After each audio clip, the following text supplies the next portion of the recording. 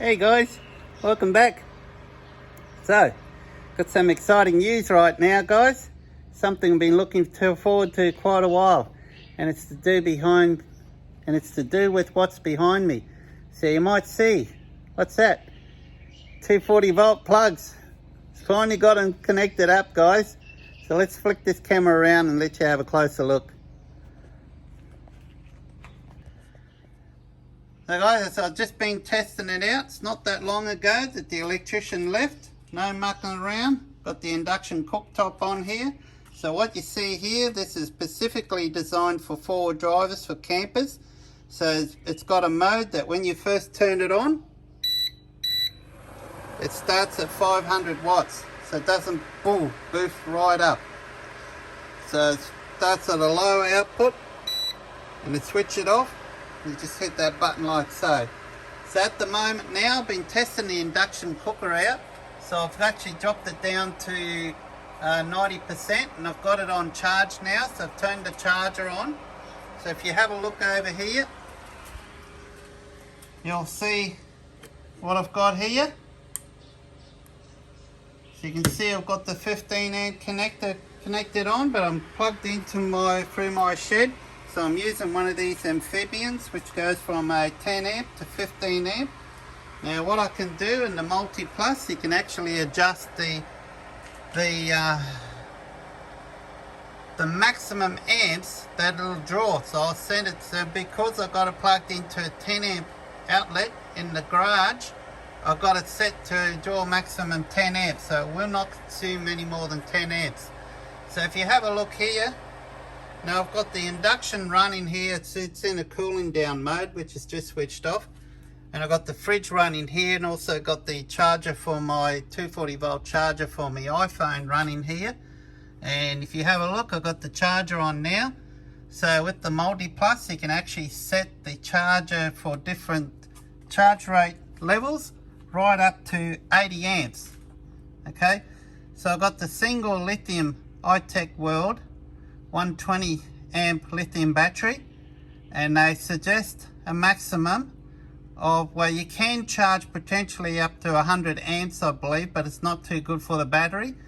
So I've set it at 50 amps. So it's now charging the battery at 50 amps, and not long ago this was on 90% as when I started filming, and now you can see it's just ticked over to 93%.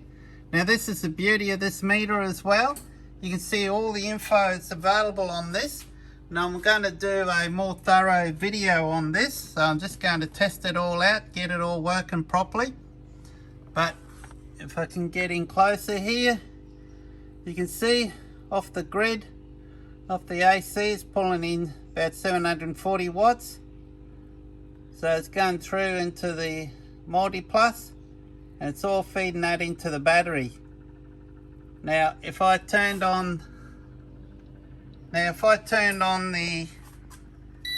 induction cooktop, and let's go to 1500 watts, okay, you can see that's now running in the induction cooktop. You can see it's putting in a load about 1228 watts there now.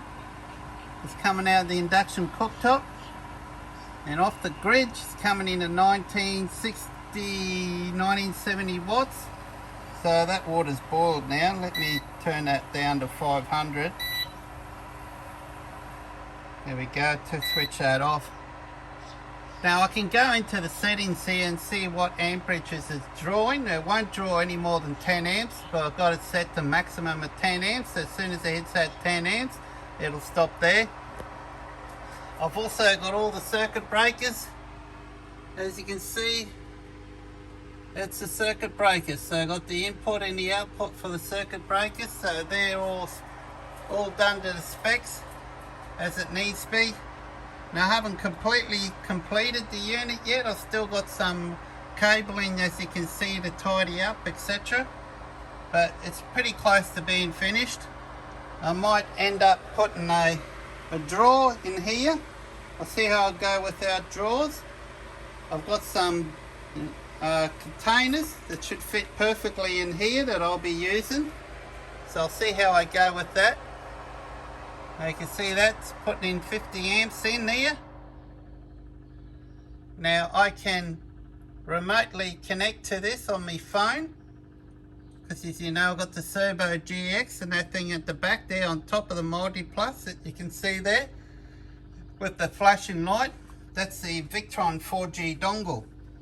So that gives me 4G access, 2G right up to 4G access for my Cerbo GX. So all that information that you see here is all being uploaded to the Victron management portal. So how cool is that? So just a quick, very short overview video of this, guys. Now I know I've only got a 100 amp lithium, although it does seem to be working quite well with the induction. The only thing I've noticed is dropping the voltage down to about 12.5. So I don't know any of you guys out there that's experienced with lithium, whether that's an issue or not, having it drop down to 12.5. Ideally, I would want at least 200 amps, and eventually I will be getting 200 amps. So we'll be either doing one or two things, buying a 200 amp lithium battery on its own, or getting another one of these iTech World 120X and parallel them together. So we'll see how we go. I don't know which method I'm going to choose yet, so we'll see in time. But for now this is going to work quite well, particularly when I've got power. It's still charging the battery there.